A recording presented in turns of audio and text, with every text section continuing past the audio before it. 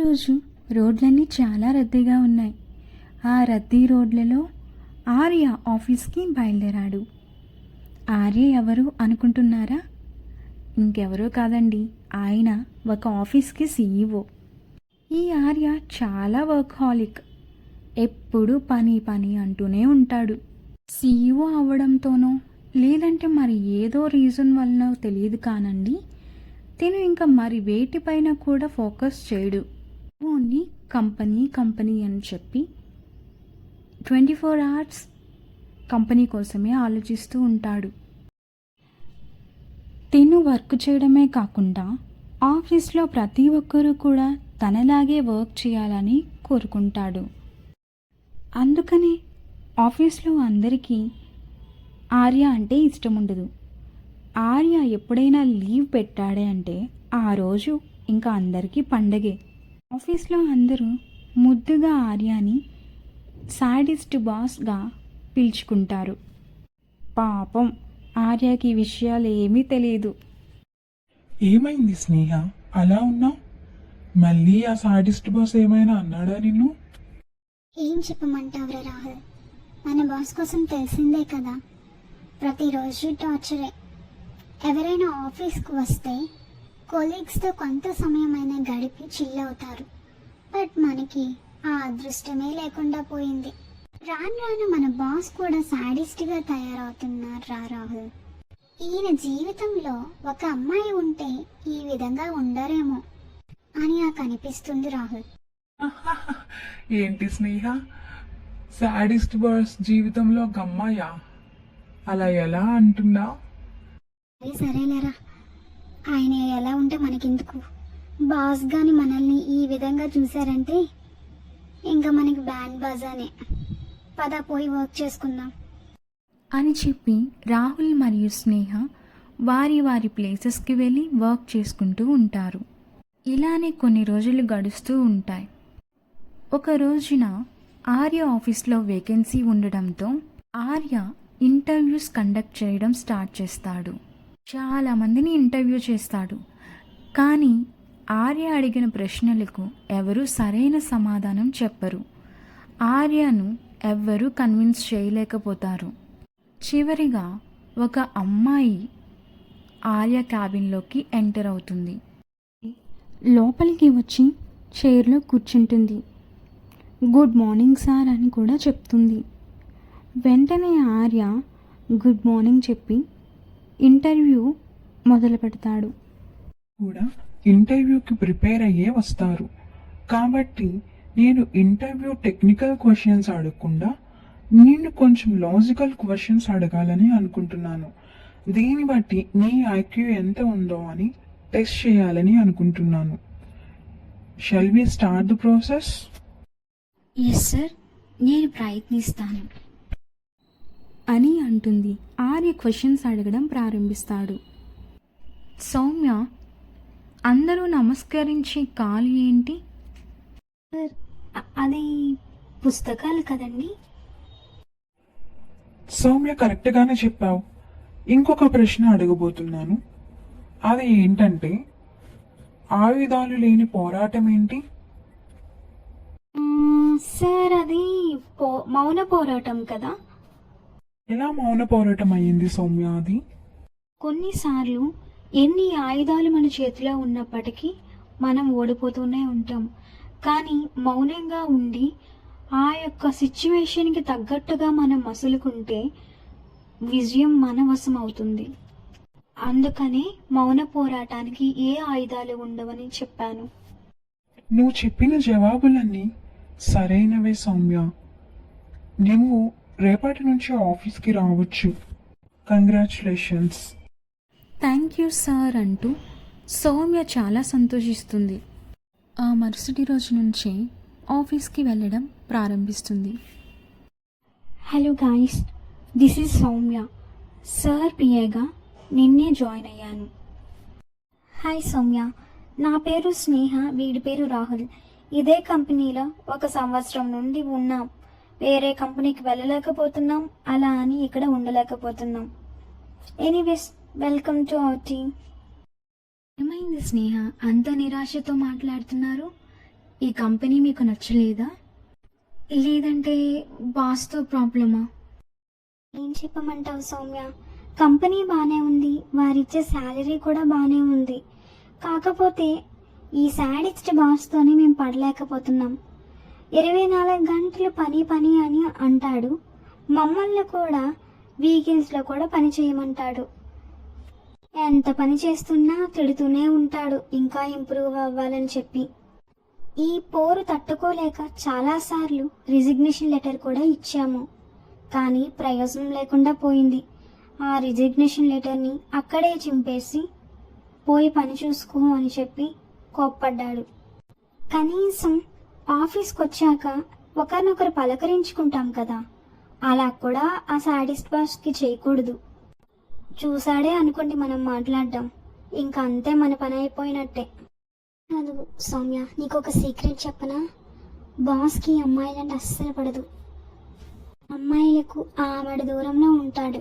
వీడు చూస్తేనే కసురుకుంటాడు. వారు ఏ తప్పు చేయకపోయినా కూడా ఏదో ఒక దానికి తిడుతూనే ఉంటాడు. ఉద్యోగం వచ్చినందుకు చాలా సంతోషపడ్డాను. ఎన్నో ఆశలతో ఈరోజు ఆఫీస్కి వచ్చాను. మీ మాటలు వింటుంటే నాకు చాలా భయంగా ఉంది. నేను సార్కి పిఏ కాబట్టి తనతోనే మ్యాక్సిమం టైం స్పెండ్ చేయాల్సి ఉంటుంది. ఎలా ఉంటుందో ఏంటో నాకేం అర్థం కావడం లేదు. అంతా దేవుని మీదే భారం పెట్టి ఈరోజు జాయిన్ అవుతున్నాను. సరే, టైం అవుతుంది, నేను ఇప్పుడు సార్ క్యాబిన్లోకి వెళ్ళాలి. తర్వాత మిమ్మల్ని లంచ్ టైంలో మీట్ అవుతాను, ఓకేనా? బాయ్ చెప్పి సౌమ్య ఆర్య క్యాబిన్లోకి వెళ్తుంది. సౌమ్య వెళ్ళేసరికి ఆర్య తన కుర్చీలో కూర్చొని ఉంటాడు. ఆర్య సౌమ్యాని చూడగానే కుర్చీ నుంచి లేచి నిల్చుంటాడు. సౌమ్య మాత్రం చాలా భయంతో వణికిపోతుంది.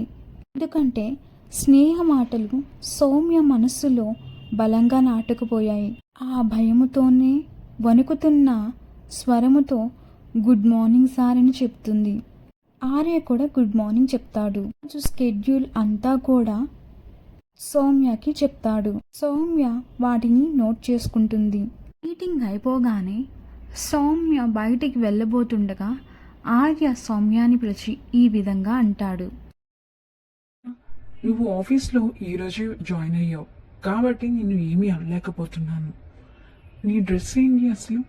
ఆఫీస్కి వచ్చే పద్ధతి ఇదేనా? ఇలానే వస్తారా? ఇప్పటి నుంచి మంచిగా పద్ధతిగా డ్రెస్ వేసుకొని రా. నా క్యాబిన్లోకి వచ్చేటప్పుడు ఈ విధంగా రావద్దు, అర్థమవుతుందా? సౌమ్య పైన అరుస్తాడు. ఆ అరుపులకు తడబడ్డ సౌమ్య అర్థమైంది సార్ అని బదులిస్తుంది.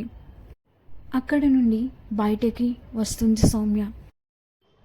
సౌమ్య స్నేహ మరియు రాహుల్తో లంచ్ బ్రేక్ కోసం క్యాఫ్టేరియాకి వెళ్తుంది. స్నేహ సౌమ్య డల్గా ఉండడం చూసి ఈ విధంగా అంటుంది.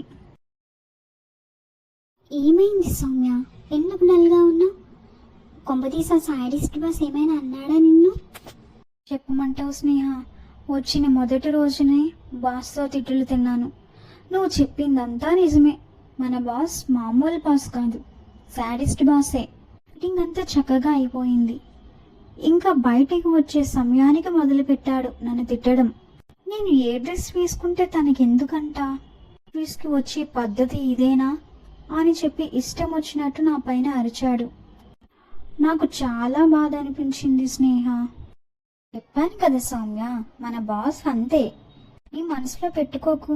నీకు నచ్చినట్టే నువ్వు ఉండు. నువ్వు ఎలా ఉన్నా అతను ఏదో ఒకటి తిడుతూనే ఉంటాడు. అన్నీ మనం పట్టించుకుంటే ఈ ఆఫీస్లో చాలా కష్టం. సరే, లంచ్ చేద్దాం. తినేసాక నాకు చాలా పెండింగ్ వర్క్స్ ఉన్నాయి, అవన్నీ కంప్లీట్ చేయాలి. ఇలా మాట్లాడుకుంటూ లంచ్ చేశాక ఎవరి పని వారు చేసుకుంటూ ఉంటారు. మరుసటి రోజున ఆర్య చెప్పిన విధంగానే సౌమ్య పద్ధతిగా ఆఫీస్కి వెళ్తుంది. సౌమ్య రావడం గమనిస్తాడు. తను చెప్పినట్టుగానే పద్ధతిగా మంచి డ్రెస్ వేసుకొని వచ్చినందుకు ఆర్య సౌమ్య తన మాట విన్నాదని చెప్పి చాలా సంతోషిస్తాడు. ఇంకా ఆ రోజు నుంచి తనకు తెలియకుండానే ఒక మంచి అభిప్రాయం సౌమ్యపై కలిగింది. ఆ రోజు సౌమ్యని ఏమీ తిట్టకుండా, పైగా ఆ ముందు రోజు జరిగిన విషయం కోసం తనకి సారీ కూడా చెప్తాడు. సారీ సౌమ్య, నిన్న నీ మీద కోప్పడ్డాను. మీకు నచ్చిన విధంగానే మీరు ఆఫీస్కి రండి. నేను ఏదో ఫ్రస్ట్రేషన్లో మీ పైన కోప్పడ్డాను. I'm really sorry. ఆ మాటలు విన్న సౌమ్య తన మనసులో ఈ విధంగా అనుకుంటుంది. అయ్యో, అనవసరంగా నేను సార్ని అపార్థం చేసుకున్నానే. పాపం తన తప్పు తెలుసుకొని తనే క్షమాపణ అడుగుతున్నారు. బయటికి కోపంగా కనిపిస్తారు కానీ లోపల ఈయన చాలా సెన్సిటివ్ అని అర్థమవుతుంది. అంటూ పర్వాలేదు సార్, నేనేమీ పట్టించుకోలేదు అని అంటుంది. అనుకుంటూ ఆ రోజు నుంచి సౌమ్యతో చనువుగా ఉండడం ప్రారంభిస్తాడు. ఇద్దరి మధ్యలో ఒక మంచి స్నేహబంధం ఏర్పడుతుంది. సౌమ్య ఆర్యకు పిఏగా కాకుండా ఒక మంచి స్నేహితురాలుగా అన్ని సలహాలు ఇస్తూ ఉంటుంది. ఎవరి మాట కూడా లెక్క చేయని ఆర్య కూడా సౌమ్య మాట వింటూ తను చెప్పింది చేస్తాడు. కొన్ని రోజులు గడుస్తూ ఉంటాయి. ఆర్య రోజులానే ఆఫీస్కి వస్తాడు. ఆ రోజు ఎందుకో తెలియదండి, ఇంకా త్వరగా వచ్చేస్తాడు ఆఫీస్కి. ఆఫీస్ టైం అవుతుంది. ఒక్కొక్కరు మెల్లమెల్లగా ఆఫీస్కి చేరుకుంటారు. కానీ సౌమ్య ఆ రోజు ఆఫీస్కి రాదు. సౌమ్య ఆఫీస్కి రాకపోవడంతో ఆర్య ఎంతో కంగారు పడుతూ ఉంటాడు. తన కోసం చాలా ఎదురు చూస్తూ ఉంటాడు. ఎదురు చూసినప్పటికీ సౌమ్య రాకపోవడంతో ఆర్యలో కంగారు మరింత పెరుగుతుంది. ఇంకా లాభం లేదంటూ సౌమ్యకి ఫోన్ చేస్తాడు. సౌమ్య ఫోన్ లిఫ్ట్ చేస్తుంది. ఫోన్ లిఫ్ట్ చేయగానే ఆర్య ఈ కంగారుతో ఈ విధంగా అంటాడు. ఏమైంది సౌమ్య, ఎందుకు ఆఫీస్కి రాలేదు? ఈరోజు చాలా ఇంపార్టెంట్ మీటింగ్స్ ఉన్నాయని నీకు తెలుసు కదా. కనీసం నువ్వు రానట్టు నాకు ఇన్ఫర్మేషన్ కూడా ఇవ్వలేదు. నీతో చనువుగా ఉంటున్నాననే కదా నువ్వు ఈ విధంగా ప్రవర్తిస్తున్నావు. నువ్వు ఇలా బాధ్యత లేకుండా ప్రవర్తిస్తావని నేను ఎప్పుడూ అనుకోలేదు అని చెడామడా తిట్టిస్తాడు. పాపం సౌమ్య చిన్న వాయిస్తో ఈ విధంగా మాట్లాడుతుంది. నన్ను క్షమించండి సార్. నిన్న ఆఫీస్ నుంచి ఇంటికి రాగానే చాలా జ్వరం వచ్చింది. ఆ నీరసంతోనే ల్యాప్టాప్ ఓపెన్ చేసి మీకు మెయిల్ కూడా పంపించాను. ఉదయం తగ్గిపోతే ఆఫీస్కి వచ్చేద్దాం అనుకున్నాను, కానీ ఇంకా తగ్గలేదు సార్. హాస్పిటల్కి వెళ్తే డాక్టర్ గారు విశ్రాంతి తీసుకోమన్నారు. అందుకని ఈరోజు ఆఫీస్కి రాలేకపోయాను సార్ అని నీరసంగా చెప్తుంది.